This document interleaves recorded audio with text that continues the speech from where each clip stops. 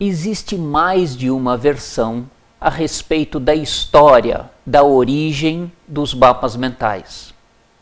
Nós escolhemos contar aqui aquela versão que melhor contempla a compreensão dos processos de aprendizagem e desenvolvimento de competências para o uso desta ferramenta. O seu criador, Tony Buzan, um inglês, estava na universidade e ele uma vez fez a pergunta que todos nós já fizemos.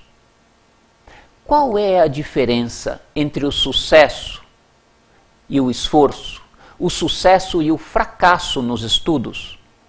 Ele notava que havia uma grande quantidade de estudantes que passava noites em claro, estudando, se dedicando, não frequentando festas, não praticando esportes, e, no entanto, alguns desses alunos não eram os melhores alunos da classe.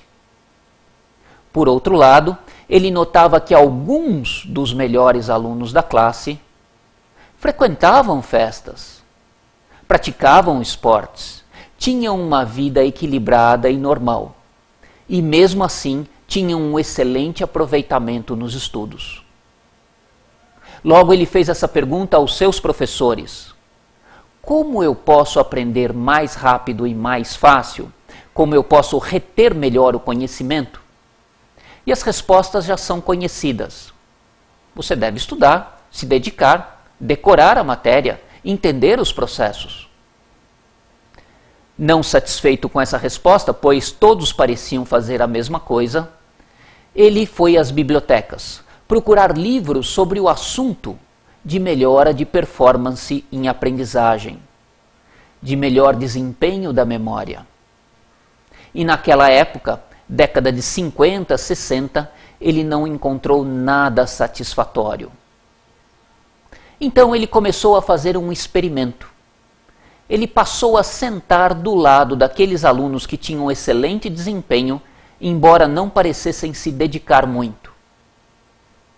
E eram alunos normais, como qualquer outro, às vezes conversavam em aula, às vezes faziam uma outra coisa.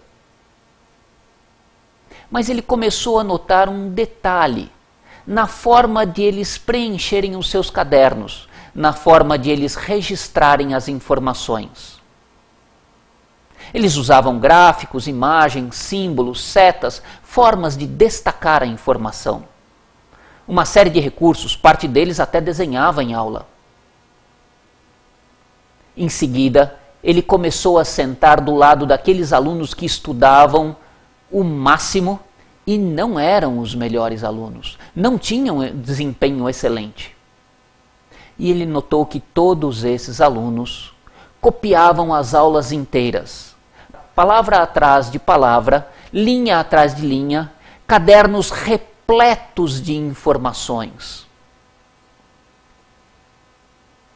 Em seguida, ele foi pesquisar as mentes mais brilhantes da história da humanidade.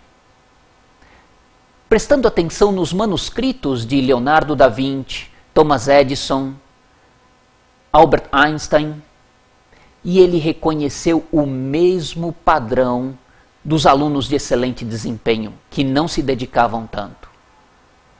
Uma determinada forma de registrar a informação, de organizar os dados, de copiar a aula que não era constituída apenas de frases, sentenças, orações e palavras, mas sim de imagens, de recursos, destaques, setas. E a partir da organização de todas essas observações, ele começou a consolidar o método que hoje é chamado de mapas mentais. Conforme Tony Buzan desenvolveu o seu método de mapeamento de informações, ou mapas mentais, suas ideias se espalharam muito rapidamente pela sua funcionalidade e poder de melhorar a memória e a criatividade das pessoas que utilizavam essa ferramenta. Um dos seus colaboradores, Michael Gelb, notou que várias pessoas que se utilizavam dos mapas mentais apresentavam sinais de desenvolvimento da sua capacidade intelectual,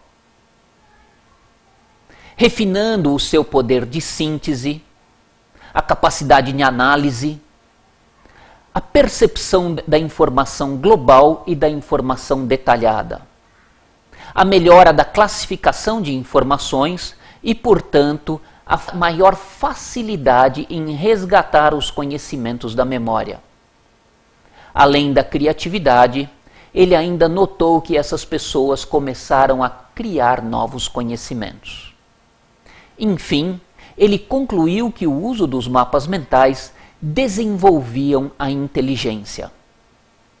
Naquela época, no início, provavelmente eles ainda não conhecessem o trabalho de Reuven Feuerstein, um psicólogo romeno que se mudou para Israel para fazer uma pesquisa a respeito dos resultados da guerra, das vítimas do Holocausto, em questões de inteligência e reintegração social, basicamente questões educacionais.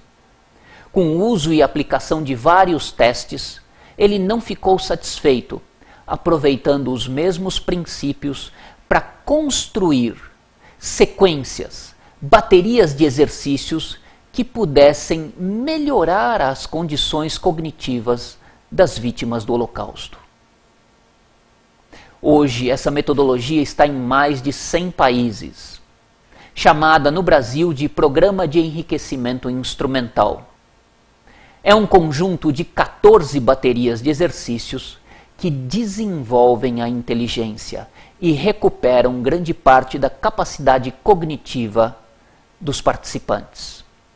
O uso dessa metodologia chegou a oferir resultados de aumento de até 15 pontos no quociente de inteligência, permitindo que portadores de síndrome de Down, ao passar pelo processo, fossem capazes de concluir o ensino médio em países como Israel e mesmo Europa. Quando nós avaliamos o trabalho de Reuven Feuerstein e o comparamos com as competências necessárias para que a pessoa tenha fluidez na elaboração e leitura de mapas mentais, nós notamos facilmente uma sobreposição de pelo menos 8 a 10 competências cognitivas que comparecem nas duas metodologias, embora no trabalho de Feuerstein elas sejam especialmente desenvolvidas através do processo de mediação de aprendizagem.